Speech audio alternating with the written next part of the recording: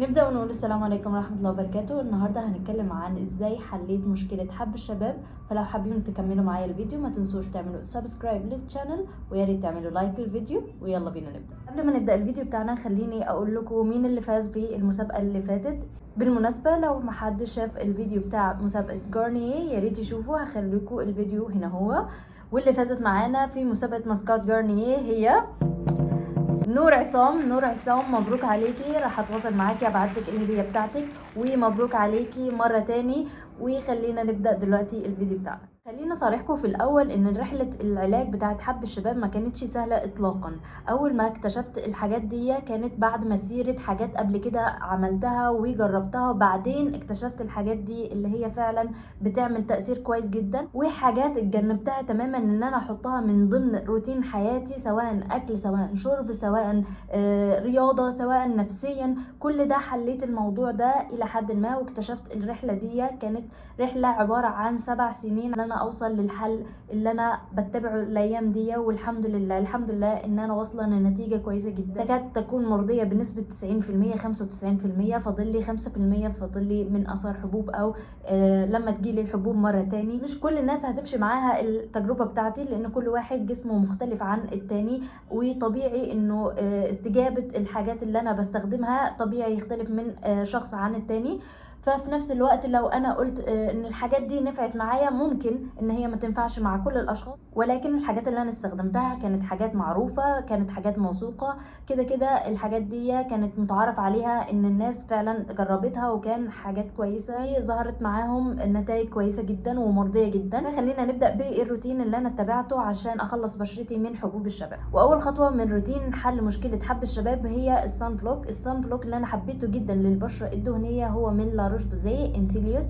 كان حلو جدا للبشره الدهنيه، فعلا ما بيلزقش على البشره، وفي نفس الوقت هو قوامه مائي على اساس البشره بتمتص بسرعه وبتستفاد بيه جدا. انثيليوس من اكتر الصن بلوك اللي انا حبيتها جدا للبشره الدهنيه، وفعلا ارشحها لاي بشره دهنيه بتعاني ان هي تلاقي صن بلوك كويس جدا. فانا بقول لهم روحوا للاروش بوزيه انثيليوس. نسبه الحمايه بتاعته بلس 50، فده كويس جدا، بلس انه هو ما فيهوش اي ريحه ولا اي عطور ولا اي كحول، فده كله كويسه جدا للبشره الدهنيه ان هي تستخدمه. الخطوه الثانيه لحل مشكله حب الشباب هي الغسول. الغسول اللي انت المفروض تستخدميه لنوع بشرتك. الغسول اللي انا استخدمته هو من لا روش بوزيه، كان فعلا حلو جدا معايا، انا لغايه دلوقتي بستخدمه وخلاص قرب يخلص. غسول جميل جدا للبشره الدهنيه، فعلا انا رشحه بقوه ومن دون اي منازع. ممكن تستخدميه في فصل الصيف بالذات، مش هينشف لك بشرتك، فعلا حلو جدا للبشره الدهنيه بالاخص والمختلطه. وانا بقول في رايي اللي هو مخصص للبشره الدهنيه اكتر، على اساس ان هو ما بينشفش البشره، بينظف البشره من اي زيوت واي دهون موجوده في البشره. بستخدمه مرتين، مره الصبح ومره بالليل، على اساس ان هو ينظف لي البشره كويس جدا. الخطوه اللي بعد الكلينزر اللي انا استخدم تونر مناسب للبشره.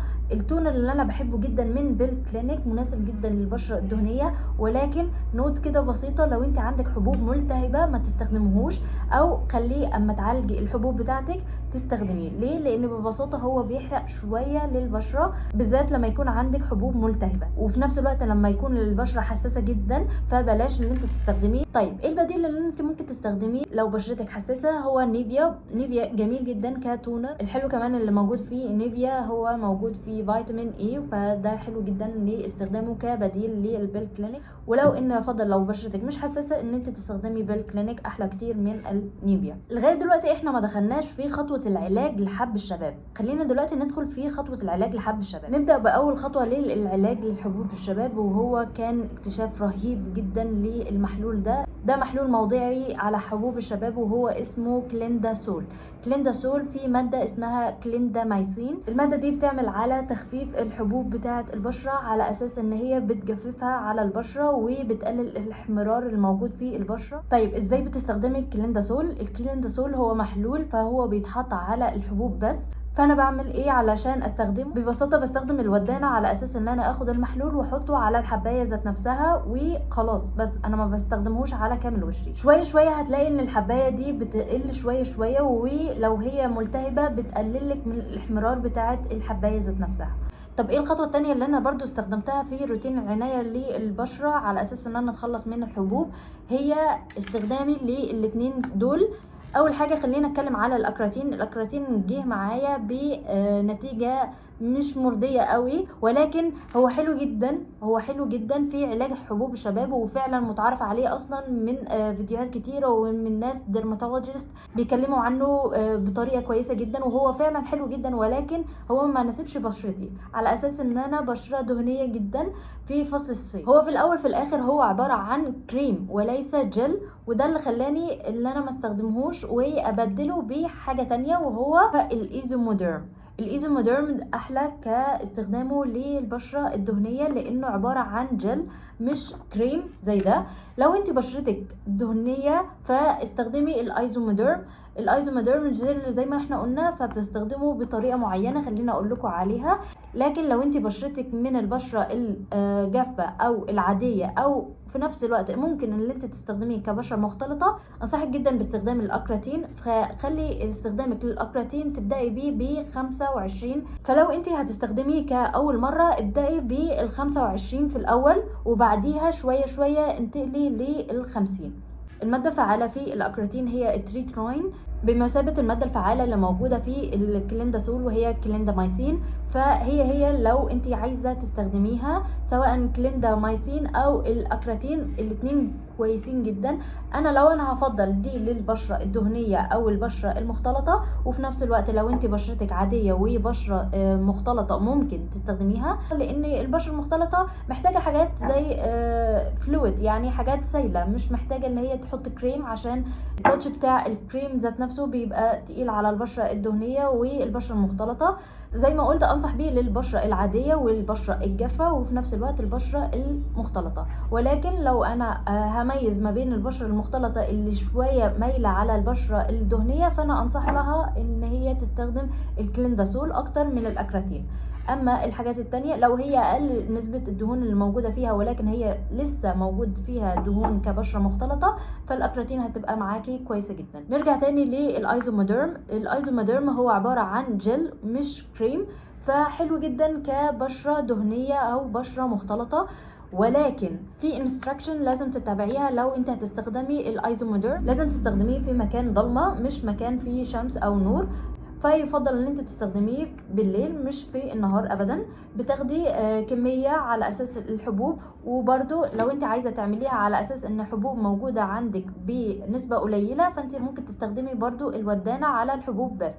لكن لو هي موجوده على البشره كلها يبقى تستخدمي الايزوموديرم على البشره كلها. طيب استخدامك للايزوموديرم لو حبوب ملتهبه ما تستخدمهوش، استخدمي بديل للكليندازول. لو الحبوب مش ملتهبه عندك تقدري ان انت تستخدميه، ولكن اما تيجي تستخدميه تحطيه نص ساعه على الحبايه وبعدين تغسلي وشك. ده اول ما تيجي تستخدميه، اول ما تحطي الماده عليه على اساس ان انت ما يعملكيش احمرار.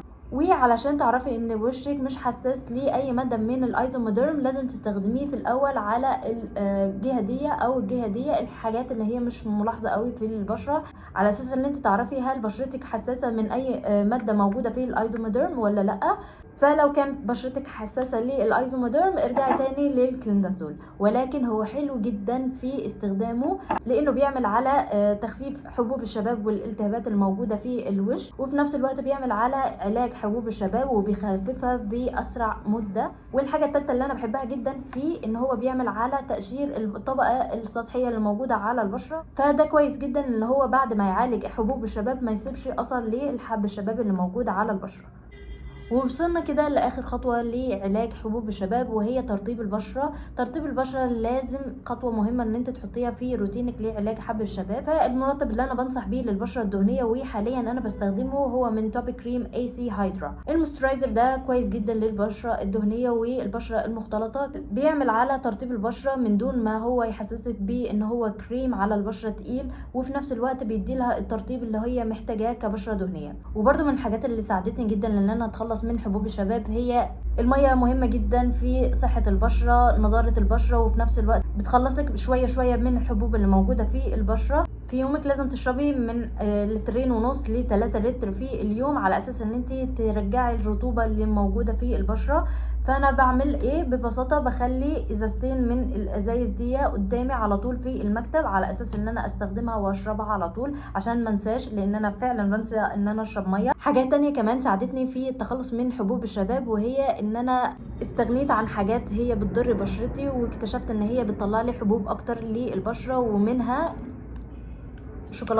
الشوكولاته من اكتر حاجات اللي ضرت بشرتي، بتطلع لي حبوب منها. اول ما وقفت الشوكولاته والحاجات اللي بتسبب لي حبوب الشباب، لقيت ان بشرتي بتتحسن يوم عن يوم، وفي نفس الوقت الحبوب قلت كتير عن الاول. فاستغنيت ان انا اكل الشوكولاتات والحاجات اللي بتاثر على بشرتي.